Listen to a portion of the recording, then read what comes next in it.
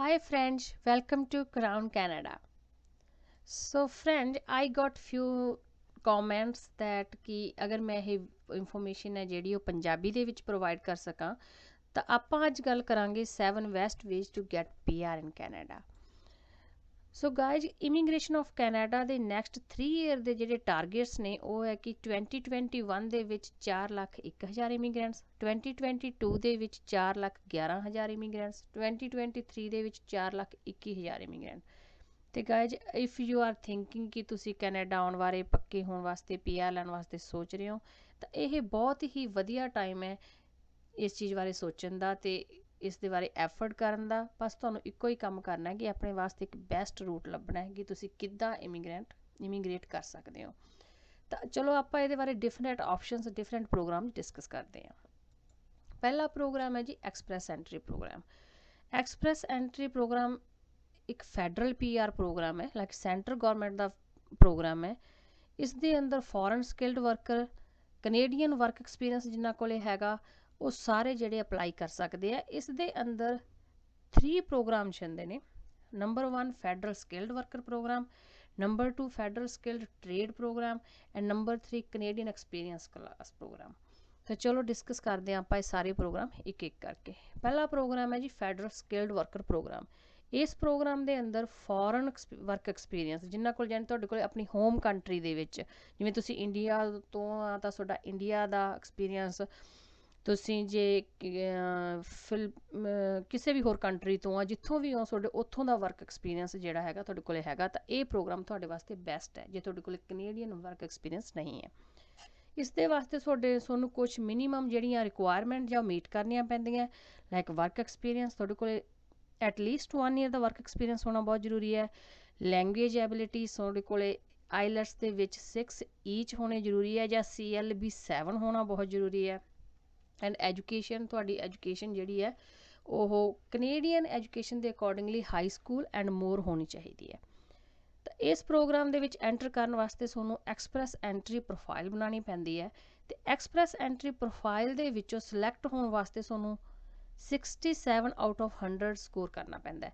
ਇਹ ਸਕੋਰ ਹੁੰਦਾ ਹੈ ਜੀ ਤੁਹਾਡੇ 6 ਫੈਕਟਰਸ ਤੇ, ਲਾਈਕ ਏਜ, ਤੁਹਾਨੂੰ ਤੁਹਾਡੀ ਏਜ ਦੇ ਪੁਆਇੰਟ ਮਿਲਦੇ ਨੇ, ਐਜੂਕੇਸ਼ਨ ਦੇ ਪੁਆਇੰਟ ਮਿਲਦੇ ਨੇ। ਐਜੂਕੇਸ਼ਨ ਦੇ ਪੁਆਇੰਟ ਤੁਹਾਨੂੰ ਡਾਇਰੈਕਟ ਨਹੀਂ ਮਿਲਣਗੇ ਜੇ ਤੁਹਾਡੇ ਕੋਲ ਆਪਣੀ ਡਿਗਰੀਜ਼ ਹੈਗੀਆਂ ਬੈਕ ਹੋਮ ਤੋਂ, ਤੁਹਾਨੂੰ ਉਹਨਾਂ ਨੂੰ ਇਕੁਅਲੈਂਟ ਕਰਵਾਉਣੀਆਂ ਪੈਂਦੀਆਂ ਕੈਨੇਡੀਅਨ ਡਿਗਰੀ ਦੇ ਅਕੋਰਡਿੰਗਲੀ, ਲਾਈਕ ਤੁਹਾਨੂੰ ECA ਰਿਪੋਰਟ ਗੈਟ ਕਰਨੀ ਪੈਂਦੀ ਹੈ। ਵਰਕ ਐਕਸਪੀਰੀਅੰਸ, ਤੁਹਾਡਾ ਵਰਕ ਐਕਸਪੀਰੀਅੰਸ ਦੇ ਪੁਆਇੰਟ ਹੁੰਦੇ ਨੇ। ਜੇ ਤੁਹਾਡੇ ਕੋਲ ਕੋਈ ਕੈਨੇਡੀਅਨ ਜੋਬ ਆਫਰ ਹੈਗਾ ਤਾਂ ਉਸਦੇ ਤੁਹਾਨੂੰ ਐਕਸਟਰਾ ਪੁਆਇੰਟ ਮਿਲਦੇ ਨੇ, ਜੇ ਨਹੀਂ ਹੈ ਤਾਂ ਇਹ ਕੋਈ ਕੰਪਲਸਰੀ ਨਹੀਂ ਹੈ। ਇੰਗਲਿਸ਼ ਦੇ ਵਿੱਚ ਮੈਂ ਤੁਹਾਨੂੰ ਦੱਸਿਆ ਹੀ ਹੈ ਕਿ ਤੁਹਾਡੇ ਆਈਲੈਟਸ 6 ਈਚ ਜਾਂ CLB 7 ਚਾਹੀਦੇ ਨੇ। ਅਡੈਪਟੇਬਿਲਿਟੀ 'ਚ ਹੁੰਦਾ ਜੀ ਤੁਹਾਡਾ ਜੋ ਕੋਈ ਕਲੋਜ਼ ਬਲੱਡ ਰਿਲੇਟਿਵ ਇੱਥੇ ਰਹਿੰਦਾ ਕੈਨੇਡਾ ਦੇ ਵਿੱਚ, ਤੁਹਾਨੂੰ 5 ਪੁਆਇੰਟ ਉਹਦੇ ਮਿਲ ਜਾਂਦੇ ਨੇ। ਜਾਂ ਤੁਹਾਡੇ ਜੇ ਸਪਾਊਸ ਲਾਈਕ ਹਸਬੈਂਡ ਜਾਂ ਵਾਈਫ ਜੋ ਵੀ ਮੇਨ ਐਪਲੀਕੈਂਟ ਆ ਉਹਨਾਂ ਦਾ ਜੋ ਵੀ ਸਪਾਊਸ ਹੈ ਉਸਦੇ ਕੋਲ ਆਈਲੈਟਸ ਹੈ ਤਾਂ ਉਸਦੇ ਪੁਆਇੰਟ ਮਿਲ ਜਾਂਦੇ ਨੇ। ਕੁਛ ਹੋਰ ਫੈਕਟਰਸ ਵੀ ਹੈਗੇ ਆ, ਆਪਾਂ ਡਿਟੇਲ ਦੇ ਵਿੱਚ ਇਹਨਾਂ ਬਾਰੇ ਡਿਸਕਸ ਕਰਾਂਗੇ। ਤਾਂ ਇਸ ਪ੍ਰੋਗਰਾਮ ਦੇ ਵਿੱਚ ਹੁੰਦਾ ਜੀ ਜਦੋਂ ਤੁਸੀਂ 67 ਪੁਆਇੰਟ ਜੇ ਤੁਸੀਂ ਗੈਟ ਕਰ ਲਏ ਤਾਂ ਤੁਸੀਂ ਐਕਸਪ੍ਰੈਸ ਐਂਟਰੀ ਦੇ ਵਿੱਚ ਆਪਣੀ ਪ੍ਰੋਫਾਈਲ ਬਣਾਓਗੇ, ਉਸ ਪੂਲ ਦੇ ਵਿੱਚ ਤੁਸੀਂ ਐਂਟਰ ਹੋ ਜਾਓਗੇ। ਉਸ ਤੋਂ ਬਾਅਦ ਤੁਹਾਡੀ ਜਿਹੜੀ ਸਿਲੈਕਸ਼ਨ ਆ ਉੱਥੋਂ ਹੋ ਕੇ ਤਾਂ ਤੁਹਾਨੂੰ ਇੱਕ CRS ਸਕੋਰ ਮਿਲੇਗਾ। CRS ਸਕੋਰ ਦੇ ਬੇਸ 'ਤੇ ਜਿਹੜੀ ਫੈਡਰਲ ਗੌਰਮੈਂਟ ਆ ਉਹ ਡਰਾ ਕਰਦੀ ਹੈ, ਲਾਈਕ ਜਿਵੇਂ ਆਪਾਂ ਇੰਡੀਆ ਦੇ ਵਿੱਚ ਗੱਲ ਕਰਦੇ ਹਾਂ ਕਿ ਮੈਰਿਟ, ਤਾਂ ਉਹ ਇੱਕ ਤਰੀਕੇ ਨਾਲ ਮੈਰਿਟ ਹੁੰਦੀ ਹੈ। ਤਾਂ ਡਰਾ ਕੱਢਦੇ ਆ, ਉਸ ਡਰਾ ਦੇ ਵਿੱਚ ਜੇ ਤੁਸੀਂ ਆ ਜਾਂਦੇ ਹੋ ਤਾਂ ਤੁਹਾਨੂੰ ਇਨਵੀਟੇਸ਼ਨ ਦਿੰਦੇ ਆ PR ਦੀ ਫਾਈਲ ਲਗਾਉਣ ਲਈ ਅਤੇ ਤੁਸੀਂ PR ਗੈਟ ਕਰਦੇ ਹੋ। ਨੈਕਸਟ ਪ੍ਰੋਗਰਾਮ ਹੈ ਜੀ ਫੈਡਰਲ ਸਕਿਲਡ ਟ੍ਰੇਡ ਪ੍ਰੋਗਰਾਮ। ਇਹ ਪ੍ਰੋਗਰਾਮ ਜਿਹੜਾ ਹੈਗਾ ਜੀ ਇਹ industrial electrician, construction trade, maintenance, equipment operation trade, technical jobs, cook, chef, butchers, bakers, many more, ਇਹ ਸਾਰੇ ਟ੍ਰੇਡਜ਼ ਵਾਸਤੇ ਹੈ। ਇਸ ਦੇ ਵਿੱਚ ਸਾਨੂੰ ਮਿਨੀਮਮ ਜਿਹੜੀਆਂ requirement federal skilled worker program ਜਿਹੜਾ ਆਪਾਂ ਹੁਣੇ ਗੱਲ ਕਰਕੇ ਹਟੇ ਹਾਂ ਉਹ ਸਾਰਾ ਹੀ ਚਾਹੀਦਾ। ਉਸ ਦੇ ਟੌਪ ਸਾਨੂੰ ਜੌਬ ਆਫਰ ਚਾਹੀਦੀ ਹੈ ਜਾਂ ਤਾਂ ਕਿ ਜੌਬ ਆਫਰ ਐਟਲੀਸਟ 1 ਸਾਲ ਵਾਸਤੇ ਸਾਡੇ ਕੋਲ ਹੋਵੇ ਫੁੱਲ ਟਾਈਮ ਵਰਕ ਵਾਸਤੇ, ਅਤੇ ਜਾਂ ਸਾਨੂੰ ਸਰਟੀਫਿਕੇਸ਼ਨ ਚਾਹੀਦੀ ਹੈ, ਸਰਟੀਫਿਕੇਸ਼ਨ ਆਫ ਕੁਆਲੀਫਿਕੇਸ਼ਨ ਚਾਹੀਦੀ ਹੈ ਕੈਨੇਡੀਅਨ ਪ੍ਰੋਵਿੰਸ਼ੀਅਲ ਔਰ ਟੈਰੀਟਰੀਜ਼ ਤੋਂ। ਤਾਂ ਇੱਥੋਂ ਤੁਹਾਨੂੰ ਜਿਹੜਾ ਹੈਗਾ ਇੱਥੋਂ ਦੀ ਸਰਟੀਫਿਕੇਸ਼ਨ ਚਾਹੀਦੀ ਹੈ ਪਰਟੀਕੂਲਰ ਟ੍ਰੇਡ ਵਾਸਤੇ, ਤਾਂ ਤੁਸੀਂ ਇਸ ਪ੍ਰੋਗਰਾਮ ਦੇ ਅੰਡਰ ਕੁਆਲੀਫਾਈ ਹੋ ਸਕਦੇ ਹੋ। ਤਾਂ ਜਿਵੇਂ ਮੈਂ ਗੱਲ ਕਰਾਂ ਇਲੈਕਟ੍ਰੀਸ਼ੀਅਨ ਦੀ ਤਾਂ ਉਹਨਾਂ ਨੂੰ ਇੱਥੇ ਰੈੱਡ ਸੀਲ ਐਗਜ਼ਾਮ ਦੇਣਾ ਪੈਂਦਾ ਹੈ, ਅਤੇ ਰੈੱਡ ਸੀਲ ਐਗਜ਼ਾਮ ਦੇਣ ਦੀਆਂ ਆਪਣੀਆਂ ਕੁਛ ਰਿਕੁਆਇਰਮੈਂਟਸ ਨੇ, ਤਾਂ ਇਹ ਲਿਟਲ ਬਿਟ ਹਾਰਡ ਹੈ। ਇਹ ਪੋਸੀਬਿਲਿਟੀ ਹੈ ਬਟ ਲਿਟਲ ਬਿਟ ਹਾਰਡ ਹੈ। ਤਾਂ ਇਸ ਲਈ ਇਹ ਜੌਬ ਜਿਹੜੀ ਹੈਗੀ ਆ ਮੋਸਟਲੀ ਜੇ ਇੱਥੇ ਸਟੂਡੈਂਟਸ ਆਏ ਨੇ ਤਾਂ ਉਹਨਾਂ ਵਾਸਤੇ ਜ਼ਿਆਦਾ ਵਧੀਆ ਹੁੰਦਾ ਕਿ ਉਹ ਪਹਿਲਾਂ ਹੀ ਉਸ ਟ੍ਰੇਡ ਦੇ ਵਿੱਚ ਐਜੂਕੇਸ਼ਨ ਲੈ ਰਹੇ ਨੇ, ਉਹ ਇੱਥੇ ਰੈੱਡ ਸੀਲ ਜਾਂ ਜੋ ਵੀ ਉਹਨਾਂ ਦਾ ਟ੍ਰੇਡ ਸਰਟੀਫਿਕੇਟ ਆ ਉਹ ਲੈ ਸਕਦੇ ਆ, ਤਾਂ ਉਹਨਾਂ ਲਈ ਜ਼ਿਆਦਾ ਈਜੀ ਹੋ ਜਾਂਦਾ। ਇਸ ਪ੍ਰੋਗਰਾਮ ਦੇ ਵਿੱਚ ਜੀ ਤੁਹਾਨੂੰ ਆਈਲੈਟਸ ਦੇ ਵਿੱਚ 5 in speaking and listening and 4 in reading and writing ਚਾਹੀਦੇ ਨੇ। ਪਰ ਮੈਂ ਕਹਾਂਗੀ ਕਿ ਜੇ ਤੁਹਾਡੇ ਤੁਸੀਂ ਹਾਈ ਗੈਟ ਕਰ ਸਕਦੇ ਹੋ, ਮੋਰ ਸਕੋਰ ਕਰ ਸਕਦੇ ਹੋ, ਤਾਂ ਤੁਹਾਡਾ ਇਹ ਜਿਹੜੇ 67 ਸਿਲੈਕਸ਼ਨ ਪੁਆਇੰਟ ਹੈ ਜਾਂ CR ਸਕੋਰ ਹੈ ਉਸ ਦੇ ਵਿੱਚ ਤੁਹਾਨੂੰ ਇਹ ਤੁਹਾਡਾ ਸਕੋਰ ਵਧਾਉਣ ਦੇ ਵਿੱਚ ਤੁਹਾਡੀ ਹੈਲਪ ਕਰਨਗੇ। ਨੈਕਸਟ ਪ੍ਰੋਗਰਾਮ ਹੈ ਜੀ ਕੈਨੇਡੀਅਨ ਐਕਸਪੀਰੀਅੰਸ ਕਲਾਸ ਪ੍ਰੋਗਰਾਮ। ਇਹ ਜਿਹੜਾ ਪ੍ਰੋਗਰਾਮ ਹੈ ਇਹ ਸਿਰਫ ਉਹਨਾਂ ਲਈ ਹੈ ਜਿਨ੍ਹਾਂ ਕੋਲ ਕੈਨੇਡੀਅਨ ਵਰਕ ਐਕਸਪੀਰੀਅੰਸ ਹੈ, ਯਾਨੀ ਕਿ ਜਿਹੜੇ ਆਲਰੇਡੀ ਕੈਨੇਡਾ ਦੇ ਵਿੱਚ ਵਰਕ ਪਰਮਿਟ 'ਤੇ ਨੇ ਜਾਂ ਸਟੂਡੈਂਟ ਨੇ ਜਿਹੜੇ ਇੱਥੇ ਵਰਕ ਕਰ ਰਹੇ ਨੇ, ਤਾਂ ਉਹਨਾਂ ਲਈ ਇਹ ਪ੍ਰੋਗਰਾਮ ਬਹੁਤ ਵਧੀਆ ਹੈ। ਇਸ ਦੇ ਵਿੱਚ ਤੁਹਾਨੂੰ ਲੈਂਗੁਏਜ ਐਬਿਲਿਟੀ ਹੈ ਜਿਹੜੀ ਡਿਫਰੈਂਟ ਚਾਹੀਦੀ ਹੈ, ਜਿਵੇਂ NOC 0 ਐਂਡ A ਵਾਸਤੇ IELTS 6 inch and NOC B ਵਾਸਤੇ IELTS 5 ਇੰਚ ਚਾਹੀਦੀ ਹੈ। ਤਾਂ ਇਹ NOC ਕੀ ਚੀਜ਼ ਹੈ ਜੀ? ਇਹ ਹੈਗਾ ਨੈਸ਼ਨਲ ਆਕੂਪੇਸ਼ਨ ਕਲਾਸੀਫਿਕੇਸ਼ਨ। ਇਹ ਜਿਹੜੀ ਹੈਗੀ ਹੈ ਇਹ ਬਾਈ ਕੈਨੇਡੀਅਨ ਗਵਰਨਮੈਂਟ ਹਰ ਇੱਕ ਜੌਬ ਨੂੰ ਇੱਕ ਡਿਫਰੈਂਟ ਕੋਡ ਦਿੱਤਾ ਗਿਆ ਹੈ। ਤਾਂ ਇਸ ਦੇ ਉੱਤੇ ਆਪਾਂ ਡਿਟੇਲ ਦੇ ਵਿੱਚ ਲੇਟਰ ਔਨ ਗੱਲ ਕਰਾਂਗੇ ਕਿ ਕਿਸ ਤਰੀਕੇ ਨਾਲ ਤੁਸੀਂ ਆਪਣੀ NOC ਚੈੱਕ ਕਰਨੀ ਹੈ। ਤਾਂ ਇਸ ਦੇ ਵਿੱਚ ਤੁਹਾਡੇ ਕੋਲ ਕੈਨੇਡੀਅਨ ਵਰਕ ਐਕਸਪੀਰੀਅੰਸ ਹੋਣਾ ਚਾਹੀਦਾ ਪਾਰਟੀਕੂਲਰ NOC ਦੇ ਅੰਡਰ, ਅਤੇ ਤੁਹਾਡੇ ਕੋਲ ਐਟਲੀਸਟ 1 ਈਅਰ ਦਾ ਐਕਸਪੀਰੀਅੰਸ ਜਿਹੜਾ ਹੈਗਾ ਹੋਣਾ ਚਾਹੀਦਾ। ਉਹ ਜ਼ਰੂਰੀ ਨਹੀਂ ਹੈ ਕਿ ਫੁੱਲ ਟਾਈਮ ਜਿਹੜਾ ਹੋਵੇ ਉਹ ਫੁੱਲ ਟਾਈਮ ਹੋਏਗਾ, ਉਹ ਵੀ ਠੀਕ ਹੈ, ਨਹੀਂ ਪਾਰਟ ਟਾਈਮ ਜਾਂ 2 ਜੌਬਸ ਤੋਂ ਵੀ ਹੋ ਸਕਦਾ, ਪਰ ਟੋਟਲ ਆਵਰਸ ਜਿਹੜੇ ਹੈ 1560 ਆਵਰ ਚਾਹੀਦੇ ਆ to qualify under this program. ਜਦੋਂ ਤੁਸੀਂ ਐਕਸਪ੍ਰੈਸ ਐਂਟਰੀ ਦੇ ਵਿੱਚ ਆਪਣੀ ਪ੍ਰੋਫਾਈਲ ਬਣਾਉਂਦੇ ਹੋ, ਚਾਹੇ ਤੁਸੀਂ ਫੈਡਰਲ ਸਕਿਲਡ ਵਰਕਰ ਦੇ ਅੰਦਰ ਬਣਾਓ, ਚਾਹੇ ਟ੍ਰੇਡ ਵਰਕਰ ਦੇ ਅੰਦਰ ਬਣਾਓ, ਚਾਹੇ ਕੈਨੇਡੀਅਨ ਐਕਸਪੀਰੀਅੰਸ ਕਲਾਸ ਦੇ ਅੰਦਰ ਬਣਾਓ, ਤਾਂ ਕਈ ਵਾਰੀ ਜਿਹੜੇ ਪ੍ਰੋਵਿੰਸਸ ਨੇ ਉਹ ਉਸ ਦੇ ਵਿੱਚ ਦੇਖਦੇ ਨੇ ਕਿ ਉਹਨਾਂ ਨੂੰ ਪਰਟੀਕੂਲਰ ਜਿਹੜੀ ਜੌਬ ਰਿਕੁਆਇਰਮੈਂਟ ਉਹਨਾਂ ਦੇ ਪ੍ਰੋਵਿੰਸ ਦੇ ਵਿੱਚ ਹੈਗੀ ਆ, ਉਹ ਤੁਹਾਡੀ ਫਾਈਲ ਉੱਥੋਂ ਸਿਲੈਕਟ ਕਰ ਲੈਂਦੇ ਨੇ ਅਤੇ ਤੁਹਾਨੂੰ PNP ਸਰਟੀਫਿਕੇਟ ਜਿਹੜਾ ਹੈਗਾ ਉਹ ਇਸ਼ੂ ਕਰ ਦਿੰਦੇ ਨੇ, ਅਤੇ ਉਸ ਨਾਲ ਤੁਹਾਡਾ ਜਿਹੜਾ CRS ਸਕੋਰ ਆ ਉਹ ਇਨਹੈਂਸ ਹੋ ਜਾਂਦਾ ਹੈ ਅਤੇ ਤੁਸੀਂ ਸਿਲੈਕਟ ਹੋ ਜਾਂਦੇ ਹੋ। ਤਾਂ PNP ਕੀ ਚੀਜ਼ ਆ ਆਪਾਂ ਦੇਖਦੇ ਹਾਂ ਨਾਓ। ਪ੍ਰੋਵਿੰਸ਼ੀਅਲ ਨੋਮੀਨੀ ਪ੍ਰੋਗਰਾਮ PNP, ਇਹ ਪ੍ਰੋਗਰਾਮ ਹੈ ਜੀ ਪ੍ਰੋਵਿੰਸਸ ਦੇ ਅੰਡਰ ਕੈਨੇਡਾ ਦੇ ਜਿਹੜੇ ਡਿਫਰੈਂਟ ਪ੍ਰੋਵਿੰਸਸ ਨੇ ਉਹਨਾਂ ਦਾ ਆਪਣਾ ਇੱਕ ਇਮੀਗ੍ਰੇਸ਼ਨ ਪ੍ਰੋਗਰਾਮ ਹੁੰਦਾ, ਅਤੇ ਹਰ ਇੱਕ ਪ੍ਰੋਵਿੰਸ ਦਾ ਡਿਫਰੈਂਟ ਹੁੰਦਾ, ਉਹਨਾਂ ਦੀਆਂ ਡਿਫਰੈਂਟ ਰਿਕੁਆਇਰਮੈਂਟਸ ਹੁੰਦੀਆਂ, ਡਿਫਰੈਂਟ ਜੌਬ ਰਿਕੁਆਇਰਮੈਂਟਸ ਹੁੰਦੀਆਂ। ਇਹ ਪ੍ਰੋਗਰਾਮ ਜਿਹੜਾ ਕਾਈਂਡਲੀ ਉੱਦਾਂ ਹੀ ਵਰਕ ਕਰਦਾ ਜਿਵੇਂ ਐਕਸਪ੍ਰੈਸ ਐਂਟਰੀ ਪ੍ਰੋਗਰਾਮ ਵਰਕ ਕਰਦਾ, ਪਰ ਉਹਦੇ ਨਾਲੋਂ ਲਿਟਲ ਬਿਟ ਈਜੀ ਆ। ਇਸ ਦੇ ਵਿੱਚ ਤੁਹਾਨੂੰ 67 ਨਹੀਂ ਸਕੋਰ ਕਰਨੇ ਹੁੰਦੇ, ਤੁਹਾਨੂੰ 60 ਪੁਆਇੰਟ ਸਕੋਰ ਕਰਨੇ ਹੁੰਦੇ ਆ। ਐਂਡ ਅਦਰ ਥਿੰਗ, ਜਦੋਂ ਤੁਸੀਂ 60 ਪੁਆਇੰਟ ਸਕੋਰ ਕਰਕੇ ਇਸ ਨੂੰ ਅਪਲਾਈ ਕਰਨ ਦੇ 3 ਜਿਹੜੇ ਆਪਸ਼ਨਸ ਨੇ। ਪਹਿਲਾ ਕਿ ਜਦੋਂ ਤੁਸੀਂ ਐਕਸਪ੍ਰੈਸ ਐਂਟਰੀ ਜਿਹੜਾ ਕਿ ਆਪਾਂ ਸਭ ਤੋਂ ਫਸਟ ਪ੍ਰੋਗਰਾਮ ਡਿਸਕਸ ਕੀਤਾ ਸੀ ਫੈਡਰਲ ਸਕਿਲਡ ਵਰਕਰ, ਉਸ ਦੇ ਵਿੱਚ ਪ੍ਰੋਫਾਈਲ ਬਣਾਉਂਦੇ ਹੋ ਤਾਂ ਤੁਹਾਨੂੰ ਉਹ ਪੁੱਛਦੇ ਨੇ ਕਿ ਤੁਸੀਂ ਕਿਸੇ ਪਰਟੀਕੂਲਰ ਪ੍ਰੋਵਿੰਸ ਦੇ ਵਿੱਚ ਇੰਟਰਸਟਡ ਹੋ। ਇਫ ਯੂ ਸੇ ਯੈਸ ਤਾਂ ਉਹ ਪ੍ਰੋਵਿੰਸ ਦੀ PNP ਨੂੰ ਤੁਹਾਡੀ ਫਾਈਲ ਉਹ ਚਲੀ ਜਾਂਦੀ ਹੈ। ਜੇ ਉਹ ਤੁਹਾਨੂੰ ਸਿਲੈਕਟ ਕਰ ਲੈਂਦੇ ਨੇ ਤਾਂ ਤੁਹਾਨੂੰ ਉਹ PNP ਲੈਟਰ ਇਸ਼ੂ ਕਰਦੇ ਨੇ। ਦੂਸਰਾ ਹੈ ਜੀ ਸਮ ਪ੍ਰੋਵਿੰਸ ਜਿਹੜੇ ਹੈਗੇ ਉਹਨਾਂ ਦੀ ਆਪਣੀ ਵੈਬਸਾਈਟ ਹੈ, ਉਹਨਾਂ ਦਾ ਆਪਣਾ ਐਕਸਪ੍ਰੈਸ਼ਨ ਆਫ ਇੰਟਰਸਟ ਹੈ। It's work same like express entry, ਪਰ ਉਹਨਾਂ ਦਾ ਆਪਣਾ ਐਕਸਪ੍ਰੈਸ਼ਨ ਆਫ ਇੰਟਰਸਟ ਹੈ। ਤੁਸੀਂ ਉਹਦੇ ਵਿੱਚ ਪ੍ਰੋਫਾਈਲ ਬਣਾਉਣੀ ਹੈ ਅਤੇ ਤੁਹਾਨੂੰ ਉਸ ਤੋਂ ਬਾਅਦ ਉਹ ਇੱਕ ਡਿਫਰੈਂਟ CRS ਸਕੋਰ ਦੇਣਗੇ, ਅਤੇ ਜੇ ਉਹ CRS ਸਕੋਰ ਵਿੱਚੋਂ ਉਹ ਫਿਰ ਡਰਾ ਕਰਦੇ ਨੇ ਸੇਮ ਲਾਈਕ ਮੈਰਿਟ, ਜੇ ਤੁਸੀਂ ਉਸ ਦੇ ਅੰਡਰ ਆ ਜਾਂਦੇ ਹੋ ਤਾਂ ਤੁਹਾਨੂੰ ਉਹ PNP ਜਿਹੜਾ ਸਰਟੀਫਿਕੇਸ਼ਨ ਹੈ ਨੋਮੀਨੀ ਸਰਟੀਫਿਕੇਟ ਦੇ ਦਿੰਦੇ ਨੇ। ਸਮ ਪ੍ਰੋਵਿੰਸ ਦੇ ਵਿੱਚ ਪੇਪਰ ਵੇਸਡ ਐਪਲੀਕੇਸ਼ਨ ਹੈ, ਤਾਂ ਤੁਹਾਨੂੰ ਪੇਪਰ ਵੇਸਡ ਐਪਲੀਕੇਸ਼ਨ ਫਿਲ ਕਰਕੇ ਪ੍ਰੋਵਿੰਸ ਨੂੰ ਸੈਂਡ ਕਰਨੀ ਪੈਂਦੀ ਹੈ। ਜੇ ਤੁਸੀਂ ਸਿਲੈਕਟ ਹੋ ਜਾਂਦੇ ਹੋ ਤੁਹਾਨੂੰ ਨੋਮੀਨੀ ਸਰਟੀਫਿਕੇਟ ਦੇ ਦਿੰਦੇ ਨੇ। ਨੋਮੀਨੀ ਸਰਟੀਫਿਕੇਟ ਨਾਲ ਕੀ ਹੁੰਦਾ ਕਿ ਜਦੋਂ ਤੁਸੀਂ ਜਿਵੇਂ ਐਕਸਪ੍ਰੈਸ ਐਂਟਰੀ ਦੇ ਵਿੱਚ ਆਪਣੀ ਪ੍ਰੋਫਾਈਲ ਬਣਾਈ, ਤੁਸੀਂ 67 ਜਾਂ PNP ਦੇ ਥਰੂ 60 ਪੁਆਇੰਟ ਲੈ ਕੇ ਤੁਸੀਂ ਐਕਸਪ੍ਰੈਸ ਐਂਟਰੀ ਦੇ ਵਿੱਚ ਪ੍ਰੋਫਾਈਲ ਬਣਾਈ, ਉਸ ਦੇ ਵਿੱਚ ਜਦੋਂ ਤੁਹਾਨੂੰ CRS ਸਕੋਰ ਦਿੰਦੇ ਨੇ ਤਾਂ ਉਸ ਦੇ ਅਲੱਗ-ਅਲੱਗ ਪੁਆਇੰਟ ਨੇ, ਪਰ ਜੇ ਤੁਹਾਡੇ ਕੋਲ ਨੋਮੀਨੀ ਸਰਟੀਫਿਕੇਟ ਹੈ ਤਾਂ ਤੁਹਾਨੂੰ 600 CRS ਪੁਆਇੰਟ ਮਿਲਦੇ ਨੇ, ਜਿਸ ਨਾਲ ਤੁਹਾਡਾ CRS ਸਕੋਰ ਬਹੁਤ ਜ਼ਿਆਦਾ ਹਾਈ ਹੋ ਜਾਂਦਾ ਹੈ ਅਤੇ ਤੁਹਾਡਾ ਜਿਹੜਾ ਸਿਲੈਕਸ਼ਨ ਹੈ PR ਲਈ ਉਹ ਫੋਰ ਸ਼ੋਰ ਹੋ ਜਾਂਦਾ ਹੈ। ਸੋ ਨੈਕਸਟ ਪ੍ਰੋਗਰਾਮ ਹੈ ਜੀ ਐਟਲਾਂਟਿਕ ਇਮੀਗ੍ਰੈਂਟ ਪਾਇਲਟ ਪ੍ਰੋਗਰਾਮ। ਇਹ ਪ੍ਰੋਗਰਾਮ ਹੈ ਜੀ ਸਾਡੇ 4 ਐਟਲਾਂਟਿਕ ਪ੍ਰੋਵਿੰਸਸ ਦੇ ਵਿੱਚ Newfoundland and Labrador, Prince Edward Island, Nova Scotia, New Brunswick. ਇਹ ਪ੍ਰੋਗਰਾਮ ਜਿਹੜਾ ਹੈਗਾ ਜੀ ਸਕਿਲਡ ਵਰਕਰ ਲਈ ਅਤੇ ਇੰਟਰਨੈਸ਼ਨਲ ਸਟੂਡੈਂਟਸ ਲਈ ਹੈ। ਇਸ ਪ੍ਰੋਗਰਾਮ ਦੇ ਵਿੱਚ ਤੁਹਾਨੂੰ IRCC ਜਿਹੜੀਆਂ ਮਿਨੀਮਮ ਰਿਕੁਆਇਰਮੈਂਟਸ ਹੈ ਜਿਵੇਂ work experience, education, language ability, funds to settle, ਉਹ ਤੇ ਚਾਹੀਦੀਆਂ ਉਸ ਦੇ ਨਾਲ ਇਸ ਦੇ ਅੰਡਰ ਜੋ 3 ਪ੍ਰੋਗਰਾਮ ਨੇ ਉਹਨਾਂ ਦੀਆਂ ਡਿਫਰੈਂਟ ਰਿਕੁਆਇਰਮੈਂਟਸ ਨੇ। ਤਾਂ ਅਟਲਾਂਟਿਕ ਪ੍ਰੋਗਰਾਮ ਦੇ ਅੰਦਰ 3 ਡਿਫਰੈਂਟ ਪ੍ਰੋਗਰਾਮਸ ਨੇ। Number 1 Atlantic High Skilled Program, number 2 Atlantic Intermediate Skilled Program, number 3 Atlantic International Graduate Program। Atlantic High Skilled Program and Atlantic Intermediate Skilled Program, ਇਹ ਦੋ ਪ੍ਰੋਗਰਾਮ ਲਈ ਸਾਨੂੰ minimum requirements ਜਿਹੜੀਆਂ express entry ਜਾਂ federal skilled worker ਵਾਸਤੇ ਹੈਗੀਆਂ ਉਹ ਤੇ ਹੈ ਹੀ ਹੈ। ਉਸ ਦੇ ਟੌਪ ਆਫ ਦੈਟ ਸਾਨੂੰ ਇੱਕ ਜੌਬ ਲੈਟਰ ਚਾਹੀਦਾ ਹੈ ਐਟਲਾਂਟਿਕ ਪ੍ਰੋਵਿੰਸ ਦੇ ਵਿੱਚੋਂ। ਜਿਹੜੇ ਪ੍ਰੋਵਿੰਸ ਆਪਾਂ ਹੁਣੇ ਪਿੱਛੇ ਗੱਲ ਕੀਤੀ ਹੈ 4 ਪ੍ਰੋਵਿੰਸ, ਉਹਨਾਂ ਦੇ ਵਿੱਚੋਂ ਕਿਸੇ ਇੱਕ ਪ੍ਰੋਵਿੰਸ ਤੋਂ ਤੁਹਾਨੂੰ ਜਿਹੜਾ ਹੈਗਾ ਕਿ ਇੱਕ ਜੌਬ ਲੈਟਰ ਚਾਹੀਦਾ ਹੈ ਕਿਸੇ ਵੀ ਇੰਪਲਾਇਰ ਤੋਂ, ਤਾਂ ਹੀ ਤੁਸੀਂ ਇਸ ਪ੍ਰੋਗਰਾਮ ਦੇ ਅੰਡਰ ਅਪਲਾਈ ਕਰ ਸਕਦੇ ਹੋ। ਤਾਂ ਇਹਦੇ ਵਿੱਚ ਥੋੜ੍ਹਾ ਜਿਹਾ ਹਾਰਡ ਹੋ ਜਾਂਦਾ ਆਪਾਂ ਨੂੰ ਜੌਬ ਲੈਟਰ ਲੈਣਾ ਓਵਰਸੀਜ਼ ਬੈਠ ਕੇ, but it is not impossible. ਤੁਸੀਂ ਅਪਲਾਈ ਕਰ ਸਕਦੇ ਹੋ ਆਪਣੇ ਆਪ, ਇਹਦੇ ਵਿੱਚ ਕੋਈ ਤੁਹਾਡੀ ਮਨੀ ਵੇਸਟੇਜ ਨਹੀਂ ਹੋ ਰਹੀ, ਕੁਛ ਨਹੀਂ। ਤੁਸੀਂ ਆਪਣੇ ਆਪ ਅਪਲਾਈ ਕਰਨਾ, ਜੇ ਤੁਹਾਨੂੰ ਜੌਬ ਲੈਟਰ ਮਿਲ ਜਾਂਦਾ ਤਾਂ ਬਹੁਤ ਵਧੀਆ, ਅਤੇ ਜੇ ਨਹੀਂ ਮਿਲਦਾ ਤਾਂ ਤੁਸੀਂ ਨੈਕਸਟ ਜਿਹੜੇ ਆਪਸ਼ਨ ਆ ਉਹ ਦੇਖ ਸਕਦੇ ਹੋ। ਇਸ ਦੇ ਵਿੱਚ ਜਿਹੜਾ ਨੰਬਰ 3 ਪ੍ਰੋਗਰਾਮ ਹੈ ਐਟਲਾਂਟਿਕ ਇੰਟਰਨੈਸ਼ਨਲ ਗ੍ਰੈਜੂਏਟ ਪ੍ਰੋਗਰਾਮ, ਇਸ ਦੇ ਵਿੱਚ ਮਿਨੀਮਮ ਰਿਕੁਆਇਰਸ ਦੇ ਨਾਲ ਨਾਲ ਤੁਹਾਡੇ ਕੋਲ ਡਿਗਰੀ, ਡਿਪਲੋਮਾ ਜਾਂ ਕੋਈ ਹੋਰ ਐਜੂਕੇਸ਼ਨਲ ਕ੍ਰੈਡੈਂਸ਼ੀਅਲ ਹੋਣੇ ਚਾਹੀਦੇ ਆ ਉਹਨਾਂ 4 ਪ੍ਰੋਵਿੰਸ ਦੇ ਵਿੱਚੋਂ ਕਿਸੇ ਇੱਕ ਤੋਂ। ਤੁਸੀਂ ਉਸ ਪ੍ਰੋਵਿੰਸ ਦੇ ਵਿੱਚ ਰਹਿੰਦੇ ਹੋਣੇ ਚਾਹੀਦੇ ਹੋ 16 ਮੰਥ ਜਾਂ 2 ਸਾਲ ਤੋਂ, ਤਾਂ ਕਿ ਜੇ ਤੁਸੀਂ ਡਿਗਰੀ ਕਰੋਗੇ ਤਾਂ ਤੁਸੀਂ ਓਬਵੀਅਸਲੀ ਉੱਥੇ ਰਹਿ ਹੀ ਰਹੇ ਹੋ। ਅਤੇ ਇੰਟਰਨੈਸ਼ਨਲ ਗ੍ਰੈਜੂਏਟ ਪ੍ਰੋਗਰਾਮਸ ਦੇ ਵਿੱਚ ਤੁਹਾਨੂੰ ਜਿਹੜਾ ਵਰਕ ਐਕਸਪੀਰੀਅੰਸ ਹੈ ਉਹ ਨਹੀਂ ਚਾਹੀਦਾ। ਇਟ ਮੀਨਸ ਜੇ ਤੁਸੀਂ ਸਟੱਡੀ ਬੇਸ 'ਤੇ ਉਹ ਕਿਸੇ ਪ੍ਰੋਵਿੰਸ ਦੇ ਵਿੱਚ ਆਉਣਾ ਚਾਹੁੰਦੇ ਹੋ, ਤੁਸੀਂ ਇੰਟਰਸਟਡ ਹੋ, ਤਾਂ ਤੁਸੀਂ ਉਸ ਪ੍ਰੋਵਿੰਸ ਦੇ ਵਿੱਚ ਆਉਂਦੇ ਹੋ ਇਹਨਾਂ 4 ਪ੍ਰੋਵਿੰਸ ਦੇ ਵਿੱਚ, ਤਾਂ ਤੁਹਾਡੇ ਲਈ ਜਿਹੜਾ PR ਲੈਣੀ ਬਹੁਤ ਹੀ ਈਜੀ ਹੋ ਜਾਂਦੀ ਹੈ।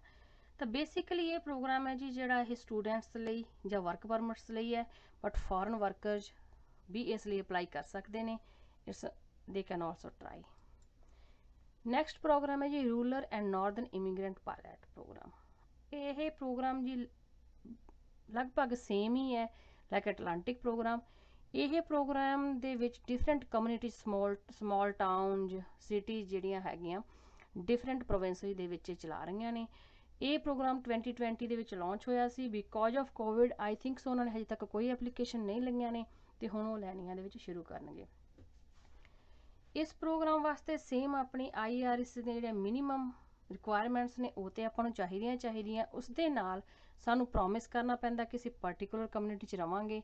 ਫਿਰ ਸਾਨੂੰ ਪਰਟੀਕੂਲਰ ਕਮਿਊਨਿਟੀ ਦੇ ਵਿੱਚੋਂ ਜੌਬ ਆਫਰ ਲੈਟਰ ਲੈਣਾ ਪੈਂਦਾ। ਜੇ ਜੌਬ ਆਫਰ ਲੈਟਰ ਤੁਹਾਨੂੰ ਮਿਲ ਗਿਆ ਦੈਨ ਤੁਹਾਨੂੰ ਕਮਿਊਨਿਟੀ ਰਿਕਮੈਂਡੇਸ਼ਨ ਲੈਟਰ ਲੈਣਾ ਪੈਂਦਾ। ਲਾਈਕ ਤੁਸੀਂ ਕਮਿਊਨਿਟੀ ਦੇ ਵਿੱਚ ਰਿਕਮੈਂਡੇਸ਼ਨ ਲਈ ਅਪਲਾਈ ਕਰੋਗੇ ਅਤੇ ਤੁਹਾਨੂੰ ਇੱਕ ਲੈਟਰ ਇਸ਼ੂ ਕਰਨਗੇ। ਅਤੇ ਇਹਦੇ ਵਿੱਚ ਇੰਟਰਨੈਸ਼ਨਲ ਸਟੂਡੈਂਟਸ ਨੇ ਜਿਹੜੇ, ਜੇ ਉਹਨਾਂ ਨੇ ਉੱਥੋਂ ਸਟੱਡੀ ਕੀਤੀ ਹੈ ਜਾਂ ਉੱਥੇ ਜਾਣਾ ਚਾਹੁੰਦੇ ਆ, ਉਹਨਾਂ ਨੂੰ ਵਰਕ ਐਕਸਪੀਰੀਅੰਸ ਦੀ ਜ਼ਰੂਰਤ ਨਹੀਂ ਹੈ। ਓਨਲੀ ਇੰਟਰਨੈਸ਼ਨਲ ਸਟੂਡੈਂਟਸ, ਉਹਨਾਂ ਨੂੰ ਵਰਕ ਐਕਸਪੀਰੀਅੰਸ ਦੀ ਜ਼ਰੂਰਤ ਨਹੀਂ ਹੈ।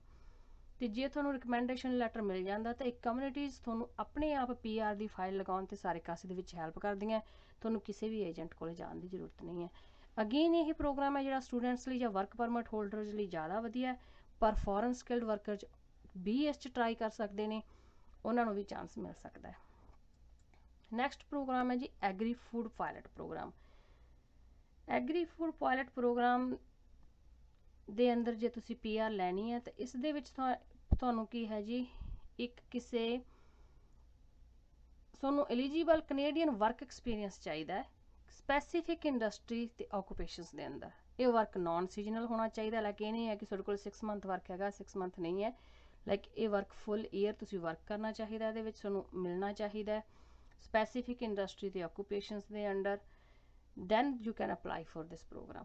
ਤਾਂ ਇਹ ਪ੍ਰੋਗਰਾਮ ਅਗੇਨ ਬੈਸਟ ਆਪਸ਼ਨ ਹੈ ਸਟੂਡੈਂਟਸ ਅਤੇ ਵਰਕ ਪਰਮਿਟ ਹੋਲਡਰ ਲਈ। ਉਹ ਈਜ਼ੀਲੀ ਇਹ ਗੈਟ ਕਰ ਸਕਦੇ ਨੇ ਅਤੇ ਸੈਟਲ ਹੋ ਸਕਦੇ ਨੇ। ਇਹ ਜਿਹੜਾ ਪ੍ਰੋਗਰਾਮ ਹੈ ਇਹ ਕਿਊਬੈਕ ਦੇ ਵਿੱਚ ਨਹੀਂ ਹੁੰਦਾ, ਇਹ ਸਿਰਫ ਆਊਟਸਾਈਡ ਆਫ ਕਿਊਬੈਕ ਹੁੰਦਾ। ਨੈਕਸਟ ਪ੍ਰੋਗਰਾਮ ਹੈ ਜੀ ਸਟਾਰਟਅਪ ਵੀਜ਼ਾ। ਇਹ ਪ੍ਰੋਗਰਾਮ ਹੈ ਜੀ ਇਨੋਵੇਟਿਵ ਜਿਹੜੇ ਬਿਜ਼ਨਸ ਪਰਸਨ ਹੁੰਦੇ ਨੇ ਉਹਨਾਂ ਵਾਸਤੇ। ਇਸ ਦੇ ਵਿੱਚ ਆਪਾਂ ਨੂੰ same minimum requirements like language ਅਤੇ ਸੈਟਲਮੈਂਟ ਫੰਡ, ਐਜੂਕੇਸ਼ਨ, ਇਹ ਸਾਰੀਆਂ ਚੀਜ਼ਾਂ ਤਾਂ ਚਾਹੀਦੀਆਂ। ਉਸ ਦੇ ਉੱਪਰ ਤੁਹਾਡੇ ਕੋਲ ਇੱਕ ਵਧੀਆ ਜਿਹਾ ਕੋਈ ਬਿਜ਼ਨਸ ਆਈਡੀਆ ਹੋਣਾ ਚਾਹੀਦਾ ਹੈ। ਐਟਲੀਸਟ ਤੁਹਾਡੇ ਕੋਲ $2 ਲੱਖ ਦੇ ਨੇੜੇ ਜਿਹੜੀ ਹੈਗੀ ਹੈ ਇਨਵੈਸਟਮੈਂਟ ਹੋਣੀ ਚਾਹੀਦੀ ਹੈ। ਅਤੇ ਤੁਹਾਡੇ ਕੋਲ ਲੈਟਰ ਹੋਣਾ ਚਾਹੀਦਾ ਇੱਕ ਡੈਜੀਗਨੇਟਡ ਆਰਗੇਨਾਈਜੇਸ਼ਨ ਤੋਂ, like venture capital fund, angel investors etcetera. ਤਾਂ ਇਹਨਾਂ ਤੋਂ ਲਾਈਕ ਤੁਸੀਂ ਇਹਨਾਂ ਨਾਲ ਮਿਲ ਕੇ ਬਿਜ਼ਨਸ ਕਰੋਗੇ। ਆਈਡੀਆ ਤੁਹਾਡਾ ਹੋਏਗਾ ਮਨੀ ਦੀ ਪਰਸੈਂਟੇਜ ਤੁਸੀਂ ਪਾਓਗੇ, ਬਾਕੀ ਕੁਛ ਇਹ ਵੀ ਤੁਹਾਨੂੰ ਫੰਡਸ ਦੇਣਗੇ। ਤਾਂ ਇਸ ਤਰੀਕੇ ਨਾਲ ਤੁਸੀਂ ਮਿਲ ਕੇ ਉਹਨਾਂ ਨਾਲ ਬਿਜ਼ਨਸ ਕਰੋਗੇ। ਇਸ ਪ੍ਰੋਗਰਾਮ ਦੇ ਅੰਡਰ 2 to 3 ਪੀਪਲ ਵੀ ਕਰ ਸਕਦੇ ਨੇ, ਲਾਈਕ ਪਾਰਟਨਰਸ ਹੋ ਸਕਦੇ ਨੇ। ਇਹ ਜ਼ਰੂਰੀ ਨਹੀਂ ਹੈ ਕਿ ਤੁਸੀਂ ਇੱਕੋ ਹੀ ਪਰਸਨ ਇਸ ਲਈ ਅਪਲਾਈ ਕਰੇਗਾ। ਤਾਂ ਇਹ ਪ੍ਰੋਗਰਾਮ ਬੇਸਿਕਲੀ ਬਿਜ਼ਨਸ ਪਰਸਨਸ ਲਈ ਹੈ। ਨੰਬਰ 7 ਹੈ ਜੀ ਫੈਮਿਲੀ ਸਪੋਂਸਰਸ਼ਿਪ ਪ੍ਰੋਗਰਾਮ। ਇਸ ਪ੍ਰੋਗਰਾਮ ਦੇ ਅੰਦਰ ਤੁਸੀਂ ਫੈਮਿਲੀ ਨੂੰ ਇਨਵਾਈਟ ਕਰ ਸਕਦੇ ਹੋ। ਤਾਂ ਵੈਸੇ ਤਾਂ ਉਸਦੇ ਇਸ ਪ੍ਰੋਗਰਾਮ ਦੇ ਅੰਦਰ ਕਾਫੀ ਹੈ ਕਿ ਤੁਸੀਂ ਆਪਣੇ ਬ੍ਰਦਰ ਨੂੰ, ਸਿਸਟਰ ਨੂੰ, ਨੈਫਿਊ ਨੂੰ, ਨੀਜ਼ ਨੂੰ, ਆਂਟ ਨੂੰ, ਅੰਕਲ ਨੂੰ ਅਪਲਾਈ ਕਰ ਸਕਦੇ ਹੋ। ਪਰ ਉਹ ਵਰਕ ਕਰਦਾ ਉਹਦੇ ਵਾਸਤੇ ਬਹੁਤ ਹੀ ਜ਼ਿਆਦਾ ਹਾਰਡ ਰਿਕੁਆਇਰਮੈਂਟਸ ਨੇ, ਬਹੁਤ ਹੀ ਜ਼ਿਆਦਾ ਹਾਰਡ ਰੂਲਸ ਨੇ, ਜਿਹੜੇ ਕਿ ਬੇਸਿਕਲੀ ਬਹੁਤ ਮੁਸ਼ਕਿਲ ਹੋ ਜਾਂਦੇ ਨੇ। ਤਾਂ ਜਿਹੜੇ ਈਜੀ ਇਸ ਦੇ ਵਿੱਚ 2 ਸਪੋਂਸਰਸ਼ਿਪ ਹੁੰਦੀਆਂ ਨੇ, ਸਪੋਂਸਰ ਯੂਅਰ ਸਪਾਊਸ ਤੇ sponsor your parents and grandparents. ਤਾਂ ਆਪਾਂ ਗੱਲ ਕਰਦੇ ਹਾਂ ਸਪੋਂਸਰ ਯੂਅਰ ਸਪਾਊਸ। ਤਾਂ ਤੁਸੀਂ ਜੇ ਕੋਈ ਵੀ ਇੰਡੀਆ ਦੇ ਵਿੱਚ ਰਹਿੰਦਾ ਤੇ ਉਹ ਕੈਨੇਡਾ PR ਹੋਣ ਵਾਲੇ ਸੋਚ ਰਿਹਾ ਹੈ, ਤਾਂ ਉਹ ਕਿਸੇ ਵੀ ਕੈਨੇਡੀਅਨ ਇਮੀਗ੍ਰੈਂਟ ਨਾਲ, ਲਾਈਕ ਪਰਮਾਨੈਂਟ ਰੈਜ਼ੀਡੈਂਟ ਜਾਂ ਕੈਨੇਡੀਅਨ ਸਿਟੀਜ਼ਨਸ਼ਿਪ ਨਾਲ ਮੈਰਿਜ ਕਰਵਾਉਂਦਾ ਹੈ, ਤਾਂ ਉਹ ਇਸ ਤਰੀਕੇ ਨਾਲ ਮੈਰਿਜ ਦੇ ਥਰੂ ਇੱਥੇ ਸੈਟਲ ਹੋ ਸਕਦਾ ਹੈ। ਉਸ ਦੇ ਲਈ ਤੁਹਾਨੂੰ ਕੋਈ ਵਰਕ ਐਕਸਪੀਰੀਅੰਸ, ਲੈਂਗੁਏਜ ਜਾਂ ਐਜੂਕੇਸ਼ਨ ਰਿਕੁਆਇਰਮੈਂਟਸ ਨਹੀਂ ਚਾਹੀਦੀਆਂ। ਪਰ ਤੁਹਾਡਾ ਸਪੋਂਸਰ, ਲਾਈਕ ਜੋ ਵੀ person already Canadian permanent resident ਜਾਂ ਸਿਟੀਜ਼ਨ ਹੈ, ਹਸਬੈਂਡ ਜਾਂ ਵਾਈਫ, ਉਸਨੂੰ ਪ੍ਰੋਮਿਸ ਕਰਨਾ ਪੈਂਦਾ ਤੁਹਾਨੂੰ ਸਪੋਰਟ ਕਰਨ ਲਈ ਫਾਈਨੈਂਸ਼ਲੀ। ਉਸ ਦੇ ਵਾਸਤੇ ਉਹਨਾਂ ਨੂੰ ਮਿਨੀਮਮ ਇਨਕਮ ਪ੍ਰੂਫ ਸ਼ੋ ਨਹੀਂ ਕਰਨਾ ਪੈਂਦਾ, ਪਰ ਜੇ ਤੁਸੀਂ ਪ੍ਰੋਵਾਈਡ ਕਰ ਦਿੰਦੇ ਹੋ, ਫਾਈਲ ਦੇ ਡਾਕੂਮੈਂਟਸ ਦੇ ਵਿੱਚ ਲਗਾ ਦਿੰਦੇ ਹੋ, ਤੁਹਾਡਾ ਜਿਹੜਾ ਕੇਸ ਹੈ ਬਹੁਤ ਸਟਰੋਂਗ ਹੋ ਜਾਂਦਾ ਹੈ। ਤੇ ਇੱਕ ਜਿਹੜਾ ਸਪੋਂਸਰ ਹੈ ਉਸਨੂੰ ਮੇਕ ਸ਼ੋਰ ਕਰਨਾ ਪੈਂਦਾ ਹੈ ਕਿ ਆਉਣ ਵਾਲਾ ਬੰਦਾ ਕਿਸੇ ਵੀ ਤਰੀਕੇ ਨਾਲ ਸੋਸ਼ਲ ਅਸਿਸਟੈਂਟ ਲਈ ਗੌਰਮੈਂਟ ਕੋਲੇ ਨਾ ਜਾਵੇ, ਲਾਈਕ ਹੈਲਪ ਲਈ ਗੌਰਮੈਂਟ ਕੋਲੇ ਨਾ ਜਾਵੇ। ਉਹ ਤੁਹਾਡੇ ਆਪਣੇ, ਤੁਸੀਂ ਹੀ ਉਸਨੂੰ ਫਾਈਨੈਂਸ਼ਲੀ ਸਪੋਰਟ ਕਰੋਗੇ। ਤਾਂ marriage is a best option if you are looking for that। ਤਾਂ ਨੈਕਸਟ ਹੈ ਜੀ sponsor your parents and grandparents. ਇਸ ਪ੍ਰੋਗਰਾਮ ਦੇ ਅੰਦਰ ਜਿਹੜੇ ਕੈਨੇਡੀਅਨ ਸਿਟੀਜ਼ਨ ਜਾਂ ਕੈਨੇਡੀਅਨ PR ਹੋਲਡਰ ਬੱਚੇ ਨੇ, ਉਹ ਆਪਣੇ ਪੇਰੈਂਟਸ ਨੂੰ ਜਾਂ ਗ੍ਰੈਂਡ ਪੇਰੈਂਟਸ ਨੂੰ ਬੁਲਾ ਸਕਦੇ ਨੇ ਪਰਮਾਨੈਂਟ ਰੈਜ਼ੀਡੈਂਸ ਦੇ ਲਈ। ਇਸ ਦੇ ਵਿੱਚ ਅਗੇਨ ਜਿਹੜੇ ਪੇਰੈਂਟਸ ਹੈ ਉਹਨਾਂ ਨੂੰ ਕੋਈ ਵਰਕ ਐਕਸਪੀਰੀਅੰਸ, ਲੈਂਗੁਏਜ ਜਾਂ ਐਜੂਕੇਸ਼ਨ ਦੀ ਜ਼ਰੂਰਤ ਨਹੀਂ ਹੈ। ਓਨਲੀ ਕੀ ਕਰਨਾ ਹੁੰਦਾ ਕਿ ਜਿਹੜੇ ਸਪੋਂਸਰ ਹੈ, ਲਾਈਕ ਜਿਹੜੇ ਬੱਚੇ ਨੇ ਕੈਨੇਡਾ 'ਚ ਰਹਿੰਦੇ ਨੇ, ਉਹਨਾਂ ਨੂੰ ਕੁਛ ਰਿਕੁਆਇਰਮੈਂਟਸ ਜਿਹੜੀਆਂ ਹੈਗੀਆਂ ਉਹ ਮੀਟ ਕਰਨੀਆਂ ਪੈਂਦੀਆਂ। ਸਭ ਤੋਂ ਪਹਿਲਾਂ ਕਿ ਉਹਨਾਂ ਨੂੰ ਇਹ ਪ੍ਰੋਮਿਸ ਕਰਨਾ ਪੈਂਦਾ ਕਿ ਅਸੀਂ ਆਉਣ ਵਾਲੇ ਜਿਹੜੀ ਸਾਡੀ ਫੈਮਿਲੀ ਹੈ, ਸਾਡੇ ਪੇਰੈਂਟਸ ਨੇ, ਉਹਨਾਂ ਨੂੰ ਫਾਈਨੈਂਸ਼ਲੀ ਸਪੋਰਟ ਕਰਾਂਗੇ। ਉਹਨਾਂ ਨੂੰ ਇੱਕ ਡਾਕੂਮੈਂਟ ਸਾਈਨ ਕਰਨਾ ਪੈਂਦਾ ਕੈਨੇਡੀਅਨ ਗਵਰਨਮੈਂਟ ਕੋਲੇ ਕਿ ਅਗਰ ਜਿਸ ਦਿਨ ਤੋਂ ਸਾਡੇ ਪੇਰੈਂਟਸ ਇੱਥੇ ਲੈਂਡ ਹੋ ਜਾਣਗੇ, ਉਸ ਦਿਨ ਤੋਂ ਲੈ ਕੇ 20 ਈਅਰਸ ਤੱਕ ਉਹ ਕਿਸੇ ਵੀ ਤਰੀਕੇ ਦੀ ਸੋਸ਼ਲ ਅਸਿਸਟੈਂਟ ਲਈ ਗਵਰਨਮੈਂਟ ਕੋਲੇ ਨਹੀਂ ਜਾਣਗੇ। ਅਸੀਂ ਹੀ ਉਹਨਾਂ ਦੀ ਸਾਰੀ ਜਿਹੜੀ ਟੇਕ ਕੇਅਰ ਕਰਾਂਗੇ। ਉਹਨਾਂ ਨੂੰ ਲਾਸਟ 3 ਈਅਰ ਤੱਕ ਦੀ ਆਪਣਾ ਇਨਕਮ ਪ੍ਰੂਫ ਦਿਖਾਉਣਾ ਪੈਂਦਾ ਹੈ, ਜਿਹੜੀ ਕਿ ਕੈਨੇਡਾ ਗਵਰਨਮੈਂਟ ਨੇ ਇੱਕ ਮਿਨੀਮਮ ਇਨਕਮ ਰਿਕੁਆਇਰਮੈਂਟ ਸੈੱਟ ਕੀਤੀ ਹੋਈ ਹੈ, ਉਹ ਤੁਹਾਡੀ ਉਸਨੂੰ ਮੀਟ ਕਰਨੀ ਚਾਹੀਦੀ ਹੈ। ਲਾਈਕ ਇਫ ਮੈਂ ਸੋਚ ਰਹੀ ਹਾਂ ਕਿ 2021 ਦੇ ਵਿੱਚ ਅਪਲਾਈ ਕਰਾਂ, ਤਾਂ ਮੈਨੂੰ 2018, 2019 ਐਂਡ 2020 ਦੀ ਜਿਹੜੀ ਇਨਕਮ ਹੈ ਉਹ ਦਿਖਾਣੀ ਪਏਗੀ। ਇਸ ਦੇ ਵਿੱਚੋਂ ਸਿਰਫ ਤੁਹਾਡੇ ਕੈਨੇਡਾ ਰੈਵਨਿਊ ਏਜੰਸੀ ਜਿਹੜੀ ਕਿ ਟੈਕਸ ਸਲਿੱਪ ਹੁੰਦੀ ਹੈ, ਸਿਰਫ ਉਹੀ ਉਹ ਦੇਖਦੇ ਨੇ, ਹੋਰ ਕੋਈ ਡਾਕੂਮੈਂਟ ਤੇ ਉਹ ਬਿਲੀਵ ਨਹੀਂ ਕਰਦੇ। ਤਾਂ ਤੁਹਾਨੂੰ ਉਹ ਸ਼ੋ ਕਰਨਾ ਪੈਂਦਾ ਹੈ। ਮਿਨੀਮਮ ਰਿਕੁਆਇਰਮੈਂਟ ਤੁਸੀਂ ਕਿੱਦਾਂ ਚੈੱਕ ਕਰਨੀ ਹੈ, ਉਸ ਦਾ ਲਿੰਕ ਮੈਂ ਡਿਸਕ੍ਰਿਪਸ਼ਨ ਦੇ ਵਿੱਚ ਛੱਡਿਆ ਹੋਇਆ। ਤੁਸੀਂ ਉਸ ਲਿੰਕ ਤੇ ਕਲਿੱਕ ਕਰੋਗੇ ਤਾਂ ਤੁਸੀਂ ਉਹ ਪੇਜ ਓਪਨ ਹੋ ਜਾਏਗਾ, ਜਿੱਥੇ ਉਸ ਨੂੰ ਦੱਸਣਗੇ ਅਕੋਰਡਿੰਗ ਟੂ ਤੁਹਾਡੇ ਫੈਮਿਲੀ ਸਾਈਜ਼ ਕੀ ਮਿਨੀਮਮ ਰਿਕੁਆਇਰਮੈਂਟ ਹੈਗੀ ਹੈ ਇਨਕਮ ਦੀ, ਤੁਸੀਂ ਚੈੱਕ ਕਰ ਸਕਦੇ ਹੋ। ਤਾਂ ਇਹ ਸੀ ਜੀ ਆਪਣੇ ਕੈਨੇਡਾ PR ਗੈਟ ਕਰਨ ਦੇ 7 ਬੈਸਟ ਆਪਸ਼ਨਸ। ਨਾਓ ਆਪਾਂ ਗੱਲ ਕਰਦੇ ਹਾਂ ਕਿ ਆਪਾਂ ਏਜੰਟਸ ਤੋਂ ਕਿਸ ਤਰੀਕੇ ਨਾਲ ਬਚਣਾ ਹੈ। ਜਦੋਂ ਤੁਸੀਂ ਐਕਸਪ੍ਰੈਸ ਐਂਟਰੀ 'ਚ ਪ੍ਰੋਫਾਈਲ ਬਣਾਉਣ ਵਾਸਤੇ ਏਜੰਟਸ ਕੋਲੇ ਜਾਂਦੇ ਹੋ, ਤਾਂ ਕਈ ਵਾਰੀ ਉਹ ਨਹੀਂ ਦੇਖਦੇ ਕਿ ਤੁਹਾਡਾ NOC ਕੋਡ ਮੈਚ ਹੋ ਰਿਹਾ ਕਿ ਨਹੀਂ ਹੋ ਰਿਹਾ। ਉਹਨਾਂ ਨੂੰ ਪਤਾ ਹੁੰਦਾ ਪਰ ਉਹ ਤੁਹਾਨੂੰ ਨਹੀਂ ਦੱਸਦੇ। ਤੁਹਾਡੇ 67 ਪੁਆਇੰਟ ਜੇ ਨਹੀਂ ਬਣਦੇ, ਉਹ ਫਿਰ ਵੀ ਤੁਹਾਡੀ ਪ੍ਰੋਫਾਈਲ ਲਗਾ ਦਿੰਦੇ ਆ। ਤਾਂ ਇਹਨਾਂ ਚੀਜ਼ਾਂ ਤੋਂ ਤੁਹਾਨੂੰ ਬਚਣਾ ਚਾਹੀਦਾ, ਕਿਉਂਕਿ ਜੇ ਤੁਹਾਡਾ NOC ਕੋਡ ਦੇ ਅੰਦਰ ਤੁਸੀਂ ਨਹੀਂ ਹੋ ਜਾਂ ਤੁਹਾਡੇ 67 ਪੁਆਇੰਟ ਨਹੀਂ ਬਣਦੇ, ਤਾਂ ਤੁਹਾਡੀ ਜਿਹੜੀ ਪ੍ਰੋਫਾਈਲ ਹੈ ਉਹ ਕਦੇ ਵੀ ਸਿਲੈਕਟ ਨਹੀਂ ਹੋਏਗੀ, ਉਹ ਉੱਥੇ ਹੀ ਪਈ ਰਹੇਗੀ। ਉਸ ਦੇ ਵਿੱਚ ਤੁਹਾਨੂੰ ਕੋਈ ਬੈਨੀਫਿਟ ਨਹੀਂ।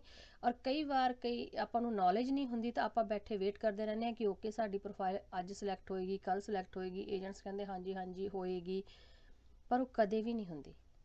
ਤਾਂ ਉਸ ਕੇਸ ਦੇ ਵਿੱਚ ਆਪਾਂ ਨੂੰ ਇਹ ਵੀ ਨਹੀਂ ਪਤਾ ਹੁੰਦਾ ਕਿ ਆਪਾਂ ਨੂੰ ਹੋਰ ਕੀ ਕਰਨਾ ਚਾਹੀਦਾ ਜੇ ਸਾਡੇ ਪੁਆਇੰਟਸ ਨਹੀਂ ਬਣ ਰਹੇ ਜਾਂ ਅਸੀਂ NOC ਕੋਡ ਦੇ ਵਿੱਚ ਨਹੀਂ ਆਉਂਦੇ।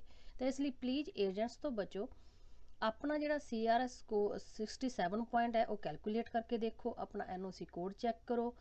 ਆਪਣਾ CRS ਸਕੋਰ ਦੇਖੋ ਵੀ ਕਿਸ ਤਰੀਕੇ ਕਿੱਥੇ ਜੇ ਹੈ, ਤਾਂ ਕਿ ਆਪਾਂ ਕਰ ਸਕੀਏ ਕਿ ਦੇਖ ਸਕੀਏ ਕਿ ਅਸੀਂ ਸਿਲੈਕਟ ਹੋ ਸਕਦੇ ਹਾਂ ਜਾਂ ਨਹੀਂ ਹੋ ਸਕਦੇ।